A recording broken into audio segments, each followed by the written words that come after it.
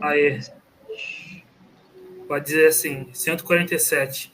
Se Deus está em toda parte, por que nem todos os espíritos podem vê-lo? A resposta: Deus está em toda parte porque em toda parte ele irradia, podendo dizer-se que o universo está mergulhado na divindade, como nós o estamos na luz solar. Os espíritos atrasados, porém, estão envolvidos numa espécie de nevoeiro que oculta seus olhos e que não se dissipa senão à medida que eles se desmaterializam e se purificam. Os espíritos superiores são, pela vista, em relação a Deus, o que os encarnados são em relação aos espíritos, verdadeiros cegos, né? Então ele usa de novo essa comparação, né? Tanto, vamos pensar assim, é como se a gente tivesse mergulhado, né? Deus fosse um oceano, a gente tivesse mergulhado em Deus, ou Deus fosse a luz do sol, né? A luz do sol irradia na Terra, a gente está mergulhado nessa luz, mas a gente não é essa luz, né? Que ilumina a gente. E ele usa de novo a metáfora, a analogia com o cego, né? É como se fosse, você tenta explicar a luz, as cores para um cego, né? Você não vai conseguir, porque falta um sentido que a gente só vai conseguir na perfeição, como a gente estudou aqui a questão do livro dos Espíritos. Então, essa questão do que é o Espiritismo é bem interessante também para entender isso. Eu vejo pouca gente citando o que é o Espiritismo, mas tem lá, é muito interessante, lá no final tem essas questões que são igual ao livro dos Espíritos, são bem didáticas também para compreender, né? Muito bom, muito bom. Tem uma questão aqui, eu não sei se a Lucimar terminou, acho que ela não terminou ela não, mas eu queria trazer aqui, embora que a gente vai sair um pouquinho do tema, mas já o tempo já está esgotando, ninguém morre se não for ora, entre aspas, né? Essa afirmação é correta? Na questão 853, os espíritos dizem que se não tiver chegado a hora, não pereceremos. Dúvida alguém que... Aí ela não terminou, mas assim, vocês querem fazer algum comentário sobre essa questão?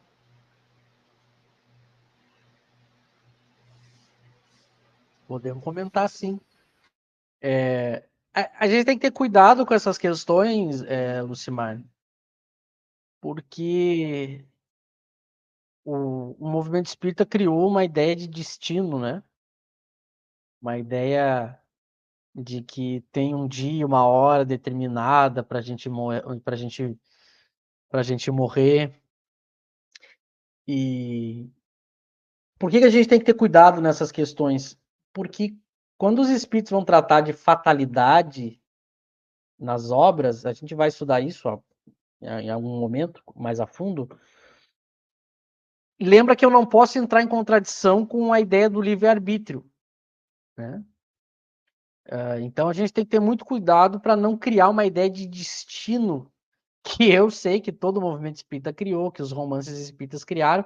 Então é muito difícil a gente falar. Às vezes a gente fala e parece algo tão de outro universo, porque o movimento espírita já criou uma ideia, né, de uma espécie de destino, que algumas coisas tinham que acontecer, já estava escrito, era para ser assim.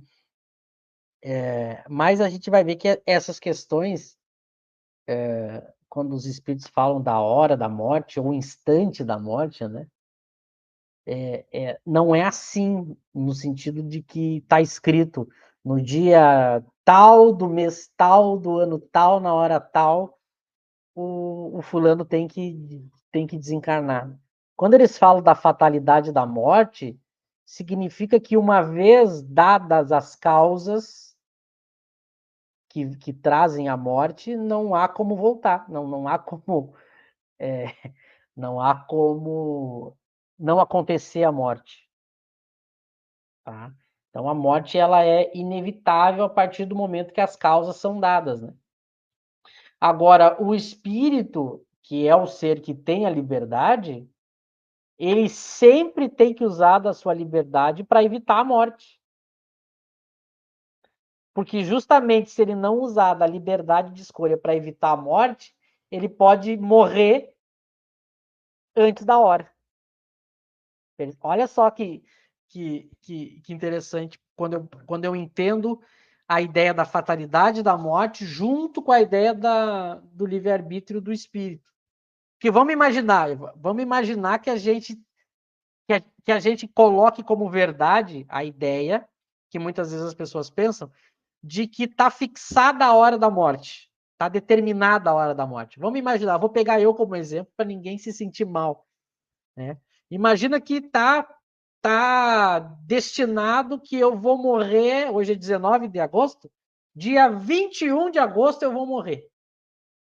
Está escrito. Não tem como escapar. Está determinado. Às 15 horas da tarde do dia 21 de agosto de 2024, Michel vai morrer. Bom, então significa que eu posso fazer qualquer coisa, agir de qualquer maneira nesses 2 próximos dias, porque eu não vou morrer, porque a minha hora é só no dia 21. E aí eu começo a ter ações e atitudes que fazem eu morrer no dia 20, por exemplo. Imagina, eu entro num carro e vou viajar 200 por hora na estrada. E eu digo, não, fica tranquilo, Lauro, vem de carona comigo, porque como está marcado que eu vou morrer só o dia 21, agora dia 20 eu posso dirigir na estrada a 200 por hora, que não vai acontecer nada. Por quê? Porque já está determinado que dia 21 eu vou desencarnar. É óbvio que aí eu posso causar a minha morte, por uma livre escolha minha. Então, as minhas ações, elas podem interferir no momento da minha morte. Da mesma maneira que a pessoa pode estar acreditando que a hora da morte dela chegou, mas ela tem sempre que usar da sua livre vontade, do seu livre-arbítrio, para viver. Porque senão ela... Imagina, ela acha assim, não chegou minha hora, então eu vou ficar aqui de braço cruzado, eu vou esperar a morte terminar. Mas se ela tivesse chamado uma ambulância, se um médico tivesse atendido ela não morreria. Então, nota, eu tenho que cuidar para não fazer uma leitura ingênua de que já está escrito. Então, a morte é uma lei natural. O que é uma lei natural? Ela vai acontecer inevitavelmente para todo mundo. E quando a causa dela se der, a morte vai acontecer, não importa o que seja feito. Mas esse acontecimento é um fenômeno que tem que acontecer naturalmente. Ele não pode ser provocado por mim e nem por outra pessoa.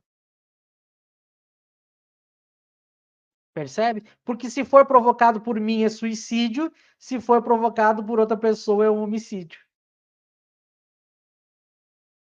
Então, exatamente, a pergunta que ela colocou agora, se a pessoa que se expõe ao perigo pode estar se expor mais claro? E aí a pessoa está sendo negligente com a própria vida. Ela se expõe ao perigo sem necessidade, a morte pode acontecer.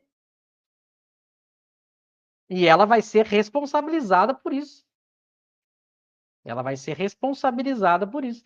Porque senão não haveria livre... Olha, isso aí a gente vai aprender mais para frente. Da mesma forma que para analisar as teorias eu uso os atributos de Deus, eu também vou usar as leis morais. Se fosse assim, imagina, tenta imaginar o contrário. Tenta imaginar o contrário, que a gente poderia se expor a qualquer perigo e a morte não chegaria. Bom, não haveria justiça, não haveria liberdade, não haveria... Porque aí a pessoa poderia ter uma atitude imoral. Aliás, o principal exemplo disso é a pessoa que tira a sua própria vida, né? É o maior exemplo de que não está determinada a hora. Porque se tivesse determinado, a pessoa tentaria 15, 20, 50 vezes e nunca aconteceria, porque não é a hora. Mas então o livre-arbítrio pode alterar a hora.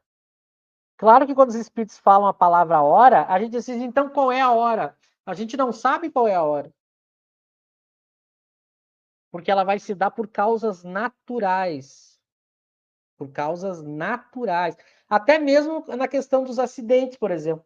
Tem uma questão dos espíritos que eles dizem assim, digamos que uma pessoa está passando por uma calçada, cai uma telha na cabeça dela. E a pessoa morre. Eu não sei exatamente assim, mas a lógica é essa. Tá? Aí Kardec vai perguntar, bom,